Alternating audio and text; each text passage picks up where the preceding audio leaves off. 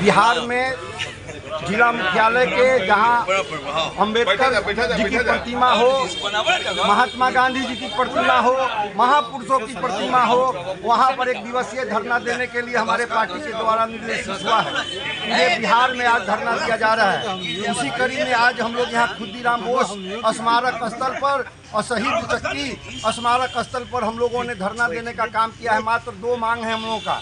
एक है जो पूरे देश में जाति जनगणना कराया जाए, जैसे 17 महीनों की सरकार में, महागठबंधन की सरकार में आदरणीय नेता तेजस्वी यादव जी डिप्टी सीएम रहते हुए पूरे बिहार में जातीय जनगणना कराया गया और जातीय जनगणना कराया गया। उसी तर्ज पर हमारी पार्टी की मांग है कि पूरे देश में जातीय जनगणना हो। जैसे बिहार में जातीय जनगणना हुआ तो जातीय जनगणना में 2 करोड़ 2.5 करोड़ परिवार है, उसमें 94 लाख परिवार गरीबी रेखा के नीचे है, जिसको ये मुख्यमंत्री बोले थे 2-2 लाख रुपया देंगे, 2-2 लाख रुपया नहीं मिल पा रहा है। तो एक ये है कि पूरे देश में जातीय जनगणना कराई जाए। और दूसरा सबसे प्रमुख मांग हम लोगों का एक है, जो हमारी सरकार थी, हमारे नेता थे, उस समय 50% से आरक्षण का दायरा 65% बढ़ाया गया था। उस समय भी आदरणीय नेता तेजस्वी यादव जी ने उस समय के मुख्यमंत्री नीतीश कुमार जी को कहने का काम किया कि इसको 9वीं अनुसूची में शामिल करवाइए, लेकिन शामिल नहीं हुआ, जिसके कारण से कोर्ट के द्वारा उस पर रोक लगा है। हम लोग एनडीए सरकार से मांग करते हैं कि 9वीं अनुसूची में उसको शामिल किया जाए, क्योंकि जो पिछड़ी जाति, चाहे अनुसूचित जाति, अनुसूचित जनजाति, ओबीसी, जिनको जो दायरा बढ़ाया गया था उनको इस आरक्षण का लाभ मिल सके। लेकिन ये केंद्र की सरकार, चाहे बिहार की सरकार, गरीब विरोधी सरकार है, आरक्षण विरोधी सरकार है। गरीब को जो आरक्षण देने का काम नेता तेजस्वी यादव जी ने किया था, उस आरक्षण को छीना जा रहा है।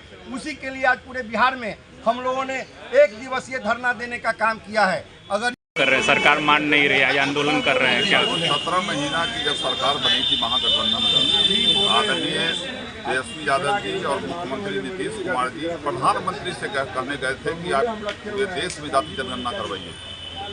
प्रधानमंत्री ने उसको नकार दिया, इग्नोर कर दिया। फिर अपने सीमित संसाधन से जब बिहार में महागठबंधन की सरकार थी तो तेजस्वी यादव जी ने दबाव बना करके बिहार में जाति जनगणना करवाया और सर्वे में ये स्पष्ट आया कि किस जाति का कितना लोग जो है गरीबी रेखा के नीचे है। और आप लोगों को ही मालूम है कि जिसकी जितनी आबादी उसकी उतनी ही भागीदारी, हिस्सेदारी। इसके आधार पर अब किसकी संख्या कितना है उसके आधार पर सदन में बजट बनता है ताकि उसका विकास करा सके। तो ये एनडीए की सरकार, चाहे बिहार की हो या देश की हो, एक गरीब विरोधी सरकार है, नहीं चाहती है कि बिहार के गरीबों का उत्थान हो, उसका विकास हो। और इसी के लिए जाति जनगणना से मुंकर रही। अब कहा जिलाध्यक्ष जी ने कि 94 लाख परिवार को चिन्हित किया गया था कि जिसके परिवार में अर्जन करने वाला कोई व्यक्ति नहीं है, और वैसे व्यक्ति को 2 लाख रुपया सरकार मुहैया कराएगी उसको जीविकोपार्जन के लिए। लेकिन फिर पेच क्या लगा दिया कि उसको जो है आय प्रमाण पत्र देना होगा। जब आप चिन्हित कर लिए हो कि 94 लाख परिवार गरीबी रेखा के नीचे है तो उसको आय प्रमाण पत्र से मुक्ति दिलाओ। अब आय प्रमाण पत्र का जो बाधा दे दिया है, पदाधिकारियों को कह दिया गया कि 1 लाख से कम का नहीं होना चाहिए, और उधर नियम बना दिया कि 72,000 से ज्यादा वालों को नहीं मिलेगा। तो ये नीतीश कुमार की दोहरी नीति जो चल रही है बिहार में, इससे स्पष्ट होता है कि ये गरीब विरोधी है।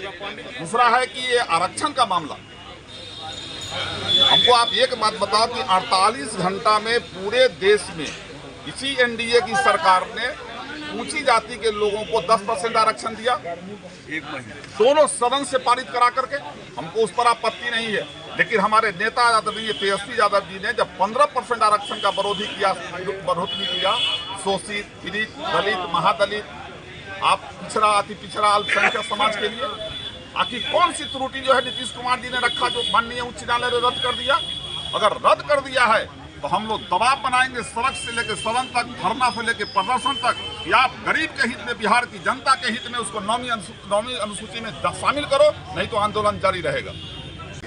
उसको भाजपा की सरकार के द्वारा साजिश के तहत उसको गरीबों को आरक्षण से दूर रखने के लिए जो किया जा रहा है, उसके विरोध में कि आज हम लोगों का जो मांग है कि जो 65% जो सर्वसम्मति से निर्णय लिया गया, जो हाउस से पास हुआ हम लोग का आदरणीय नेता के नेतृत्व में, उसको नॉमिनल सूची में भारत सरकार के नॉमिनी सूची में डाले। और ये एनडीए सरकार है जो गरीब विरोधी, किसान विरोधी, नौजवान विरोधी सरकार है, इस पर कि हमारी मांग को तत्काल रूप से जो है ना वो नॉमिनल सूची में डाले और गरीबों के आरक्षण को बहाल करें। इन्हीं बातों के लिए करना।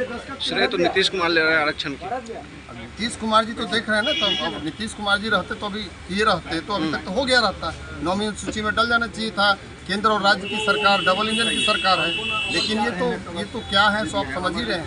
बाकी सारे लोग अपने अपने कुर्सी में लगे हुए हैं। हमारे आदरणीय नेता श्री तेजस्वी प्रसाद यादव दिन रात गरीब गुरबों की, वंचितों, अल्पसंख्यकों, पिछड़ों की लड़ाई, अति पिछड़ों, दलित, महादलित सबकी लड़ाई लड़ने वाले हम लोग के एकमात्र वाहिद नेता हैं श्री तेजस्वी प्रसाद यादव जी, जो दिन रात आम आवाम के हर मुद्दा को लेकर के लगे।